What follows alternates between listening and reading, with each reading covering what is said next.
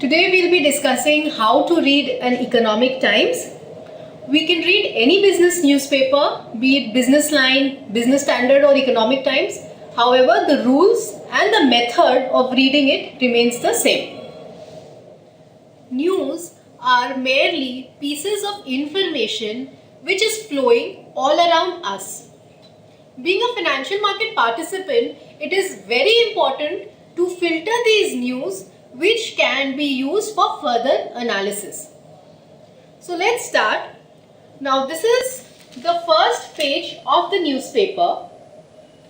News on this page is normally discounted or juiced out by the financial markets. The front page of the newspaper contains a small section which is known as the market tracker. This section is a snapshot of all the market activities which has taken place the previous day. As we can see here in this picture, Nifty, Sensex, BSE Midcap, all these indices, what was the last closing is given in this section, and the percentage change from the previous closing is also given here. Rates for currencies like rupee by US dollar, commodities like gold, silver and Brent. So this section is basically giving us a wrap up of what has happened in the markets. Whenever we open a newspaper, there are several news which we can read, and all these news are divided according to the different subject matter. For example, if we open the page 2 of Economic Times, we can see pure politics. Now this particular page will consist all those news which is related to politics. So in case if we are interested in politics, we can definitely go through this page, or we can just skip it, not giving too much of importance.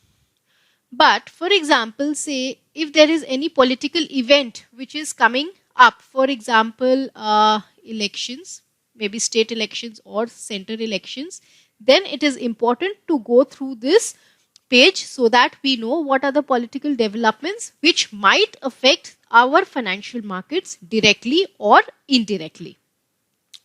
The next subject or topic, as we could say, is the company section. Now this company section contains all those news related to different companies. Some may be covered or listed on our exchange, some may not. So we may read the news and go through the details of companies which is listed on our exchange and affect the markets directly or indirectly. Stocks, news related to companies which is not listed on our exchange, we can simply skip through. The next section of the paper is the economy section, which is containing all those important news which might affect our economy. So for example, if we have a GDP data related news, or if we have an inflation related news, all these news will come in the economy section because they affect our economy directly.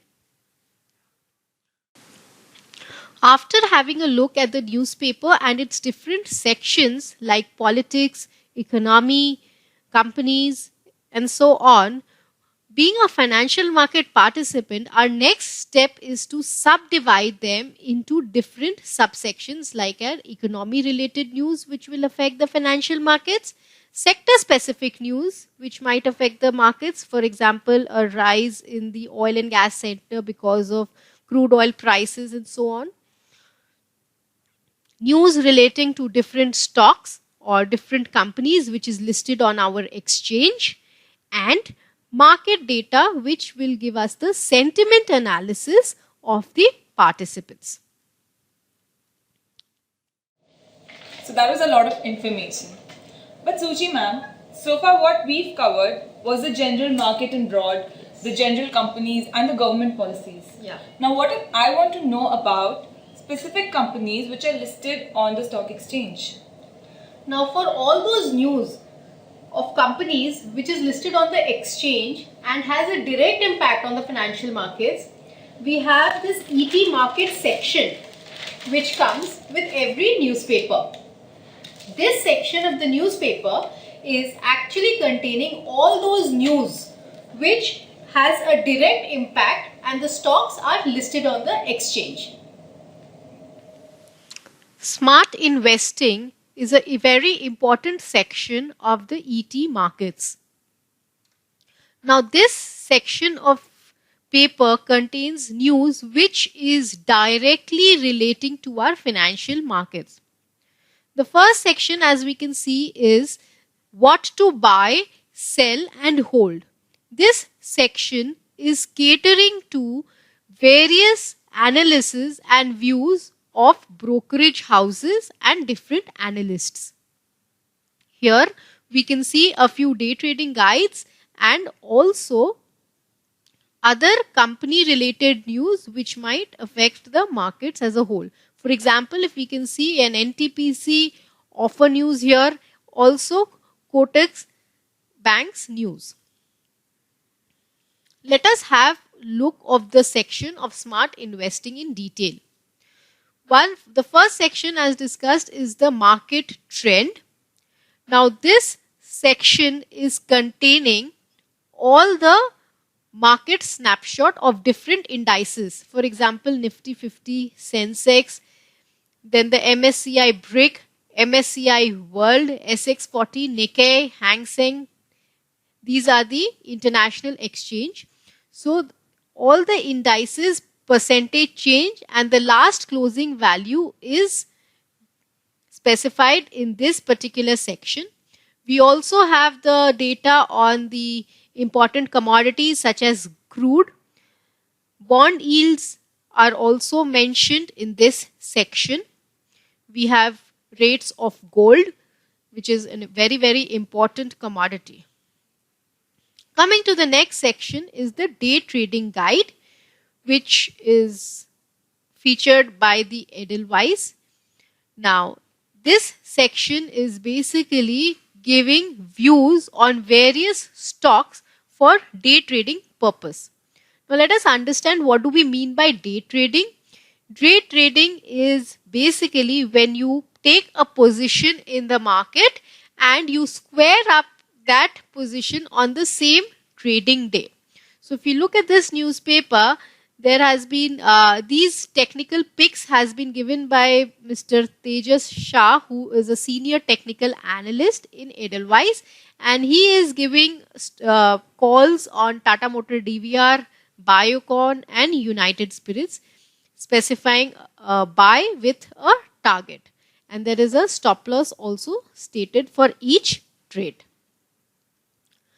Coming to the next section, which is the FNO strategy, which is again given by different analysts. Over here we can see recommendation by Tejas Shah, who is giving calls on futures, say buy Dr. Reddy here, and an option call of buy ICICI Bank. There are few other commodity calls also which we can see here.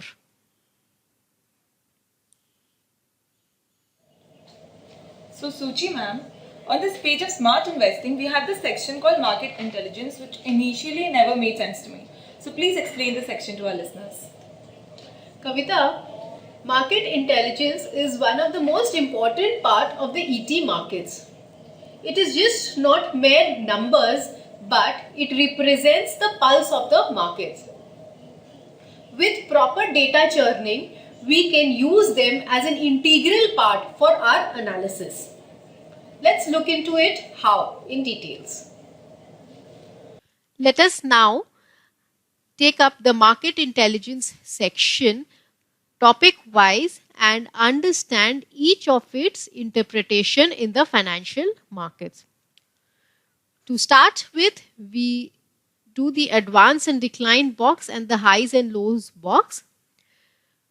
Now, high and low is basically depicting all the stocks on the BSE and the NSE which has made a new 52-week high and an all-time high. The high and low box is basically denoting the market breadth. So, if we look at it here, that in the BSE, in a total, 25 stocks have made a new 52-week high, whereas 112 stocks has made a new 52-week low. Whereas on the NSE, 4 stocks have made a new 52-week high and 45 stocks has made a new 52-week low, depicting that the overall trend of the market has been down. If we look at the all-time high figures, no stocks on the NSE has made a new all-time high, whereas 7 stocks on the NSE has made a new all-time low. Coming to the next section, which is advance and decline, which is also an indicator of the market breadth. These two actually tell us the broad sentiments which is prevailing in the market. Advance basically is telling us that how many stocks which is listed on the exchange has advanced vis-a-vis the previous closing, whereas how many stocks on the exchange has declined vis-a-vis previous closing on the previous market section, trading session. So, as we can see in this picture, if we talk of the NSE figures, 308 stocks out of total 1512 stocks listed on the National Stock Exchange, 308 stocks has given a positive closing or has advanced vis-a-vis the previous closing, whereas 1167 stocks has given a negative closing or has declined, and 37 stocks has been unchanged.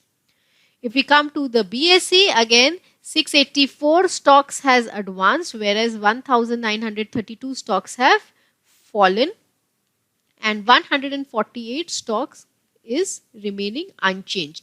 So an advance and decline figures is also giving us a brief idea about the overall market breadth. Coming to the next section is now the turnover and spurt in volumes in NSE and BSE. Let us understand in detail what data are they depicting. Now, if we look at the turnover, what do we mean by turnover? Turnover is basically the value of the trade, which means volume of shares traded into the price at which they have been traded. So, date-wise in the NSE, whereas BSE, the value or the turnover in crores is written. It's clearly written that a turnover is in crores. So here we can see that on the 23rd of February, the turnover at the BSE was 2,593 crores.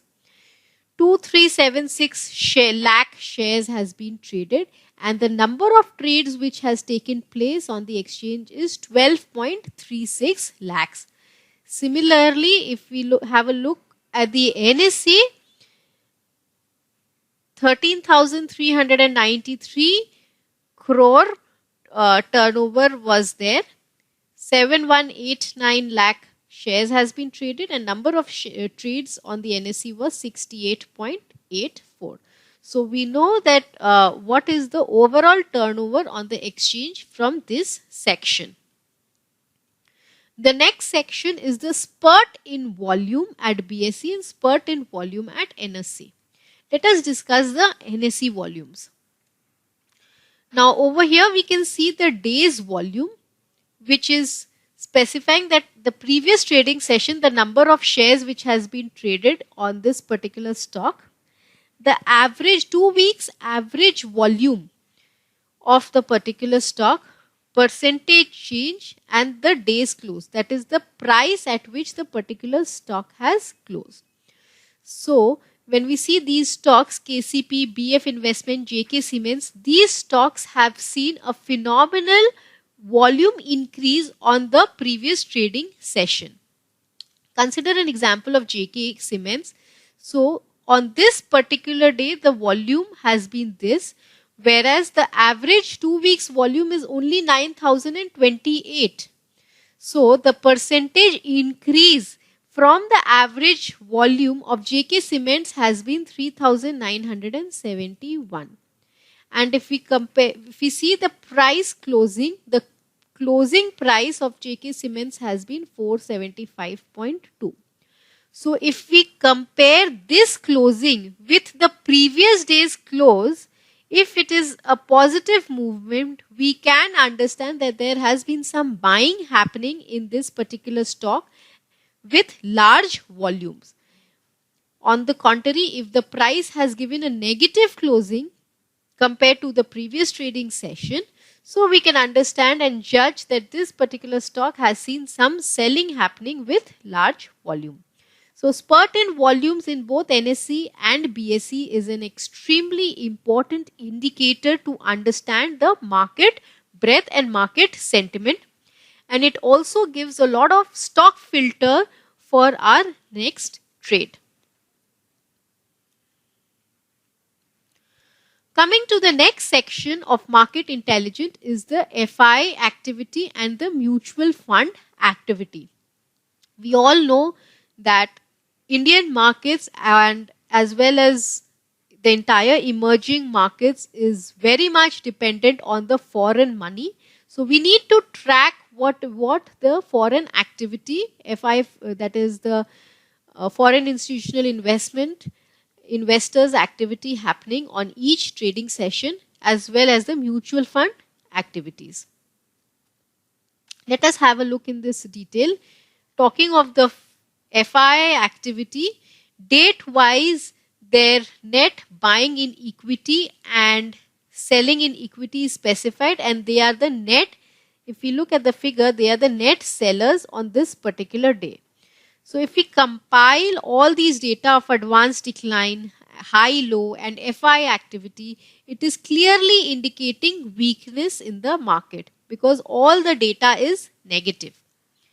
The next day, if we look at the data on the 19th, we see that FI activity has been a net buyer of 620 crores.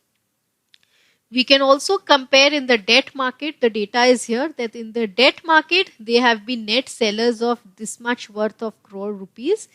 That is 1,398 and 733 crore of rupees. Same data is there for the mutual fund. This data is actually tracking the mutual fund activity, that they are the net buyers on 19th. Again, they are the net buyers on the 18th likewise. The data of a mutual fund activity is slightly laggard compared to the FI activity. The next section of the market intelligence talks about the 52-week at NSE and all-time at NSE. Now remember, we had discussed when we were discussing about highs and lows in the beginning that how many stocks, say on BSE 25 stocks had touched a new 52-week high and say 4 stocks on NSE had touched a new 52-week low. This section is actually giving out those names. If we look at it more clearly, the stocks which touched a new 52-week high at the NSE are these, and the lows, new 52-week lows are these, indicating weakness. The all-time high at NSE is, there is no all-time highs at NSE as we had checked. There are few all-time lows which is specified here, and the closing prices is mentioned here. So the stocks which is hitting new lows is indicating weakness, and stocks hitting new highs is indicating strength. Now that was a very helpful session. Thank you so much for joining us, ma'am. I hope all of you start reading the newspaper with more learned perspective and more interest. Thank you and happy learning.